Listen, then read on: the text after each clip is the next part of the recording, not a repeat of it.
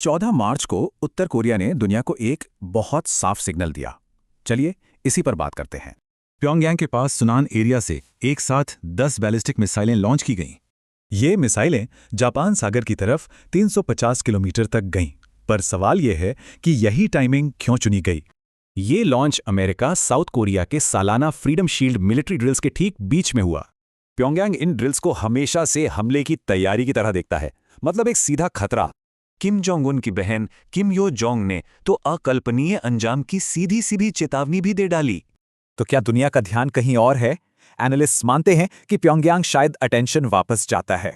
America इस वक्त middle east में एक बढ़ते युद्ध में फंसा हुआ है, जिससे सियोल की चिंता बढ़ गई है। तो सवाल यह है कि असल में नॉर्थ कोरिया की मिलिट्री पावर है कितनी? चलिए इसका एक ब्रेकडाउन देखते हैं।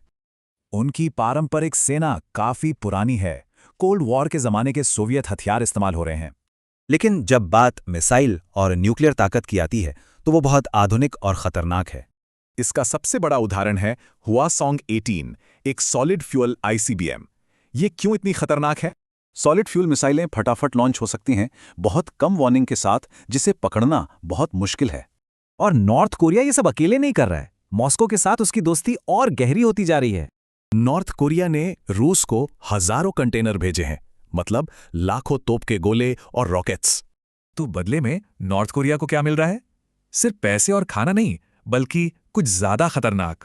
माना जा रहा है कि रूस अपने सबसे एडवांस्ड वेपन्स प्रोग्राम के लिए नॉर्थ कोरिया को टेक्निकल मदद दे रहा है।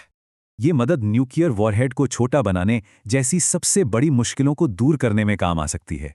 रैंड एनालिसिस के मुताबिक 2027 तक नॉर्थ कोरिया के पास 200 न्यूक्लियर वेपन्स हो सकते हैं। इससे पूरा स्ट्रेटेजिक बैलेंस बदल रहा है। अब हमले को रोकने से ज्यादा जवाबी हमले की धमकी अहम हो गई है।